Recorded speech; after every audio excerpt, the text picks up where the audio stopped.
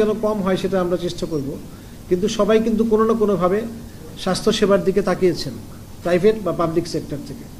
এখন আমরা সেবা দিতে পেরেছি আগে যেমন, তার চেয়ে ভালো পারছি কিনা এখন। যদি না পারি তাহলে তো এই পট পরিবর্তন এবং ছাত্রদের রক্তের কোনো দাম নাই। আপনারা প্রশ্ন করতে পারেন যে আমরা কতটা সচেষ্ট। সেটা হচ্ছে আমাদের সীমিত জনবল। যেখানে যাবেন শুনবেন কি যে বের করে দিয়েছে, পদ থেকে বাধ্য করেছে। আমরা কি করতে পারি? সারা দেশে গোয়েন্দা এবং শৃঙ্খলা বাহিনী শুধু হাসপাতাল পাহারা দেওয়ার তথ্য দেওয়ার জন্য নয়, আপনারা স্বীকার করবেন। কিন্তু আমরা যেটা পারি না সেটা হচ্ছে চিকিৎসা সেবা সারা দেশে বন্ধ হয়ে যায়। এটা আমরা পারি না, যে কোনো কারণেই হোক। আপনারা জানেন সাম্প্রতিক ঢাকা মেডিকেলের একটা ঘটনা ভুল তথ্যের ভিত্তিতে অন্যদিকে পরিচালনার চেষ্টা হয়েছিল। কারা করেছে আপনারা আমার চেয়ে ভালো জানেন। আমি তো চাকরি করি, আমার সবার সাথে যোগাযোগ করার সুযোগ নেই। দেখা গেল প্রথমে ঢাকা মেডিকেলের ইমার্জেন্সি কি বলে ইন্টার্নিরা ধর্মঘট করলেন। কিছুক্ষণের মধ্যে ঢাকা মেডিকেলের সব ডাক্তার করলেন। 1 ঘন্টা যাওয়ার আগে সারা বাংলাদেশে সবাই করলেন। কিন্তু আমরা তো চেষ্টা করেছি ছাত্র ভাইদের মাধ্যমে, আপনাদের মাধ্যমে এই ধর্মঘটটা, এই শাটডাউনটা কয়েক ঘন্টার মধ্যে তারা 24 ঘন্টার জন্য স্থগিত করেছে। পরে তাদের কিছু দাবি দেওয়া মেনে নেওয়াতে তারা পার্মানেন্টলি স্থগিত করেছে। এতে কি আমাদের সাফল্য নয়? আমরা এক জায়গায় যখন আমি বলি সংকটকে, আমি যদি আগুন বলি, আগুন নিভাই অন্য জায়গায় আগুন ধরাই দেয়। যেমন একটা গাজীপুর এলাকায় একটা ফার্মাসিউটিক্যাল ইন্ডাস্ট্রিতে শ্রমিকরা আন্দোলন করেছে। এই আন্দোলনের দাবি কিন্তু আমার কাছে আসে নাই। ফেসবুক বা হোয়াটসঅ্যাপ কিন্তু অফিসিয়াল করেসপন্ডেন্স না। আমার কাছে কেউ দেখা করবে, মাননীয় উপদেষ্টার সঙ্গে দেখা করবে, দাবি দেওয়া দেবে, আমরা পরীক্ষা করবো। তারা রাস্তা বন্ধ করে দিয়েছে। আমরা তাদেরকে যেভাবে হোক আমাদের সীমিত সাধ্যে, আপনারা জানেন যে পুলিশ এবং আনসারের আমাদের অপ্রতুলতা আছে। কেন আছে আপনারা জানেন। আমরা চেষ্টা করেছি, তারা কিন্তু ওখানে জ্বালাও পোড়ার রাস্তা বন্ধ করতে পারে নাই। তাদের একটা অ্যাসোসিয়েশন আছে BAPI, Bangladesh association of pharmaceutical industries. তাদেরকে আমরা ডেকে বলেছি যে এরা বলেছে বাপি আমাদের দাবি মেনে নিলে আমরা ধর্মঘটে যাব। বাপি বলছে যে তাদের যা দাবি আর্থিকভাবে এটা প্রতিপালন করা সম্ভব। তাহলে মিনিস্ট্রি কিভাবে 24 ঘন্টার মধ্যে 16 বছরের সমস্যার সমাধান করবে? টাকা লাগবে তো। ইনফ্রাস্ট্রাকচার ভার্টিক্যাল এক্সটেনশন আমরা করতে পারছি না সমস্যা, কারণ আমাদের একটা বিল্ডিং হাফ ওয়ে আছে, এটা 7 তলা জায়গায় 20 তলা করবো, আমার টাকা থাকতে হবে এবং এটা সত্যিকারের বাস্তবসম্মতভাবে এটা কাজে লাগবে কিনা জানতে হবে। করলাম, কিন্তু যন্ত্রপাতির অভাবে 5 বছর চালু হলো না। আপনারা কি চান এই ধরনের আমরা খরচ করি?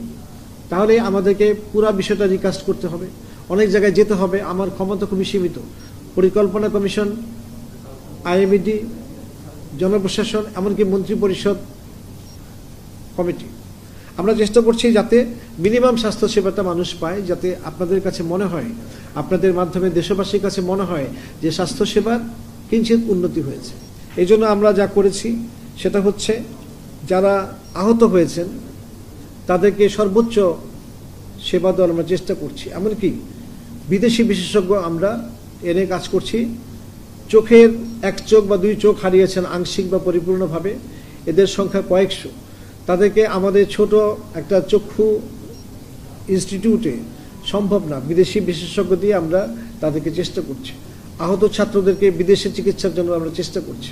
এমনকি আমাদের সাথে, আমাদের আওতায় না এরকম একটি সরকারি প্রতিষ্ঠান তাদেরকে বিনামূল্যে টিকিট দিয়েছে, বাংলাদেশ বিমান। তাহলে আমরা কোঅর্ডিনেটেড ওয়েতে কাজ করছি কিন্তু।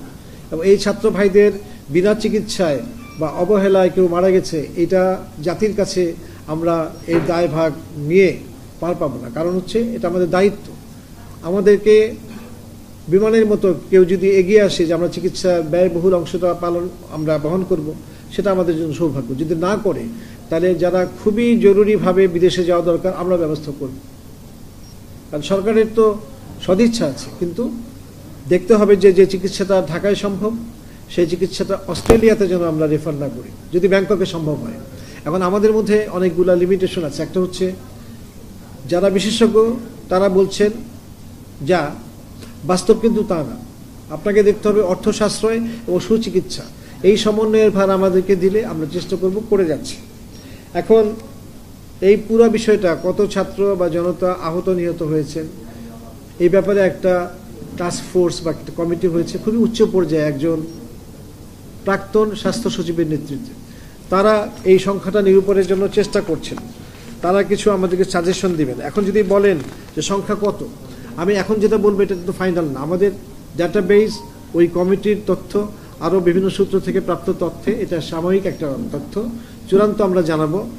1 মাসে কাজ করে আমরা জানতে পেরেছি যে 18,380 জন আহত হয়েছেন, 625 জন প্রাণ হারিয়েছেন।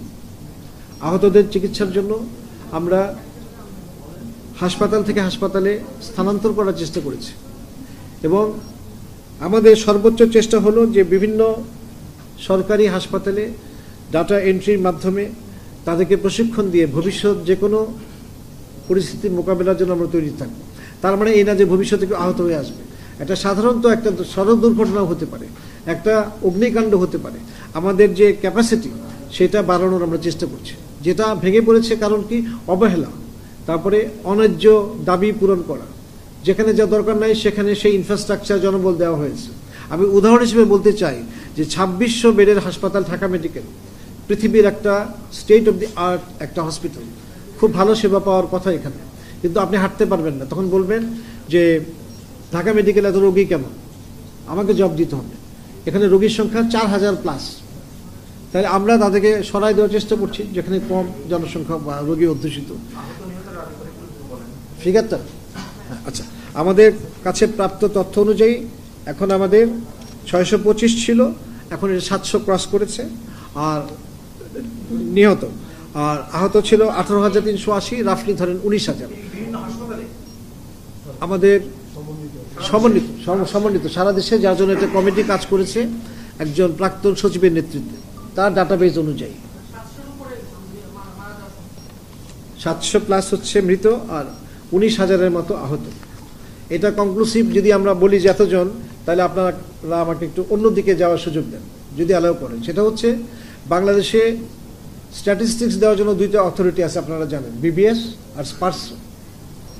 বিবিএস এবং স্পার্সোর তথ্য কখনো মেলে না, এবং ডিপার্টমেন্ট অফ এগ্রিকালচার এক্সটেনশন মিলে না। 3 রকম, এটা সমন্বয় করা যায় না। আপনি বলবেন যে এটা তো সেরকম না, রেকর্ড আছে, কিন্তু রেকর্ড যে নাই এটারও প্রমাণ আছে। কারণ লাশ নিয়ে চলে গেছে তারা, আইন শৃঙ্খলার অবস্থা এরকম ছিল এন্ট্রি করার সুযোগ নাই, এবং তাদের মোবাইল নাম্বার পাওয়া যায় নাই অথবা ফলস।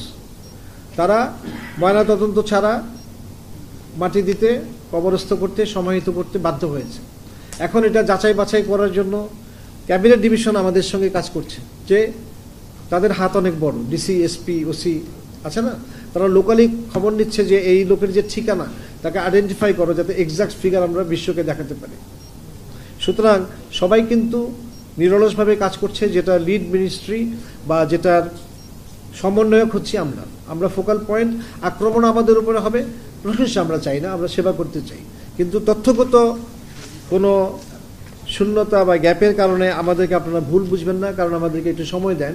আমরা অনেক সেক্টরে আমরা চেষ্টা করছি। যেমন ধরেন, আমরা মহাপরিচালক স্বাস্থ্য, তার উপরে অনেকভাবে নির্ভর করতে হয়। তাদের হাজার হাজার ক্যাডার সার্ভিস কর্মী এবং লক্ষ লক্ষ কর্মী আছে।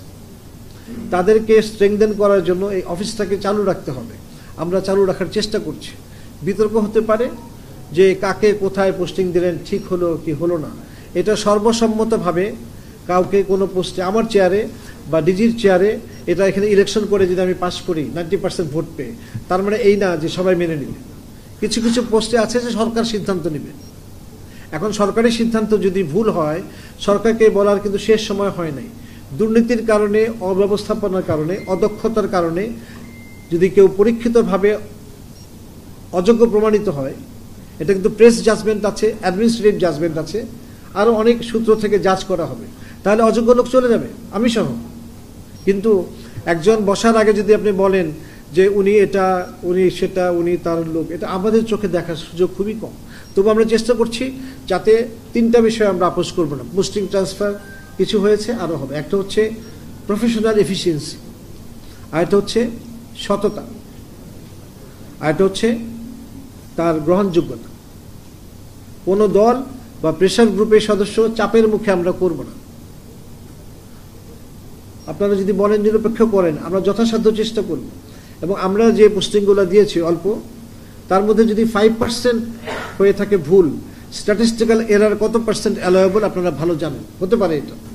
এবং আপনারা টিভিতে দেখেছেন একটু আগে সংস্থাপন সচিব কি বলেছেন এবং ডিসি, সেটা আমি বললাম না। তাহলে সরকারকে সময়ে সময়ে আপনারা যে সাহায্য করছেন টু রেকটিফাই দেমসেলভস, আমরা তো সেটা তো সাড়া দিচ্ছি। আপনারা সচেতন নাগরিক হিসেবে আমাদেরকে বলবেন কোথায় ভুল হচ্ছে। ভুল হওয়ার পরে বললে আমাদের এটা সংশোধন করা একটু কঠিন হয়ে যায় আমলাতান্ত্রিকভাবে। ডেঙ্গু পরিস্থিতিটা হচ্ছে, কোনো কোনো জায়গায় চিৎকার হচ্ছে শেষ হয়ে গেল ডেঙ্গু, এত লোক মারা গেল। ডেঙ্গুতে যদি গতবারের চেয়ে এবার কম মারা যায় তাহলে বুঝতে হবে এটা আমাদের অর্জন। স্ট্যাটিস্টিক্স কিন্তু কখনো মিলবে না। আমাদের ডেঙ্গুতে মারা গেছে কত হাজার, কত শত মারা গেছে, কত হাজার অসুস্থ হয়েছে, এই পরিসংখ্যানের চেয়ে বড় হচ্ছে আমরা কি চেষ্টা করেছি। আমরা ডেডিকেটেড হাসপাতাল করেছি। ঢাকার অন্তত বেশিরভাগ হাসপাতালে একটা স্পেশাল একটা কর্নার করা হয়েছে যেখানে আমাদের অবজারভেশন সুপারভিশন বাড়ানো হয়েছে। এমনকি মন্ত্রণালয়ের ফোকাল পয়েন্ট নিয়োগ করা হয়েছে যাতে আমরা ডেইলি রিপোর্ট পাই। সেটা আপনারা জানবেন, যারা কনসার্ন আপনারা কন্ট্রোল রুমে বা ফোকাল পয়েন্টকে জিজ্ঞেস করবেন, ডেইলি পেয়ে যাবেন। কিন্তু সবাই যদি আমার কাছে চান আসলে সময়ের জন্য তো দেওয়া যাবে না। কিন্তু আপনাদের ডিমান্ডের প্রতি আমরা সচেতন। আমাদের অফিসাররা কাজ করছে। শুক্র শনি আমি গত 22 দিন পাই নাই। মাঝখানে একটা সরকারি ছুটি ছিল, সেটাও পাইনি। কারণ কি, এখন একটা যুদ্ধকালীন পরিস্থিতি, যে ভেঙে পড়া স্বাস্থ্য ব্যবস্থাকে আমাদের তুলে ধরতে হবে সবার সহযোগিতায়। আপনার জায়গায় আমি থাকলে কি বলতাম যে আমি এটা পাইনি, আপনি চেষ্টা করেন।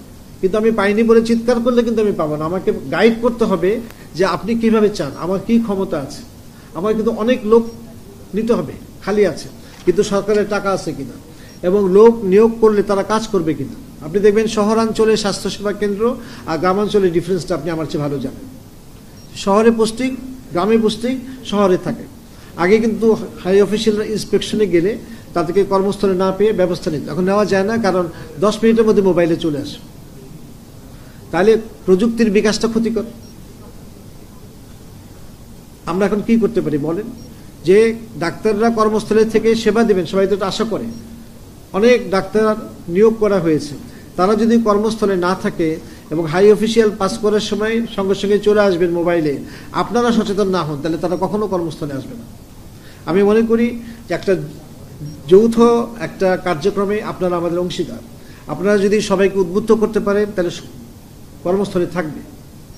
আমার কাছে একটা সিম্পল একটা বার্তা এসেছে প্রাইভেট সেক্টর থেকে, যে অমুক উপজেলা হাসপাতালে, মানে ওই যে কি বলে এটাকে, ওই যে বাচ্চাদের যেতে দেওয়া হয় vaccine, primary vaccine, post natal vaccine নাই, শেষ।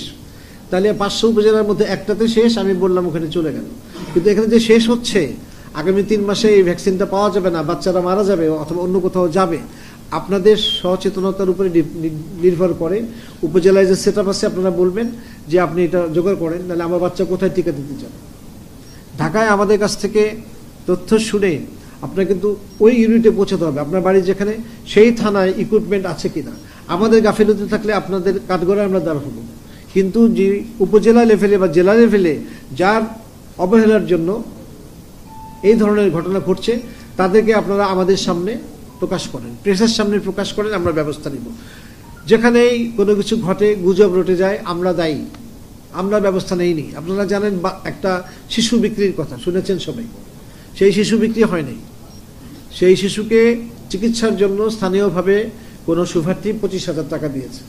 ডিসি, সিভিল সার্জন সর্বোচ্চ মনোযোগ দিয়ে তার চেষ্টা করেছে যাতে এটা ভুল পথে খবর চলে না যায়, তার জন্য টেক কেয়ার করা হচ্ছে।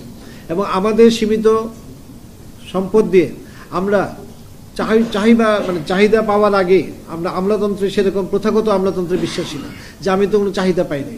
আমরা নিজেরা দেখেছি, বিশ্বাস করেছি, আমরা 50,000 টাকা আজকে দিয়েছি ক্যাবিনেট সেক্রেটারির মাধ্যমে, ডিসির কাছে হয়তো ইতিমধ্যে পৌঁছে গেছে।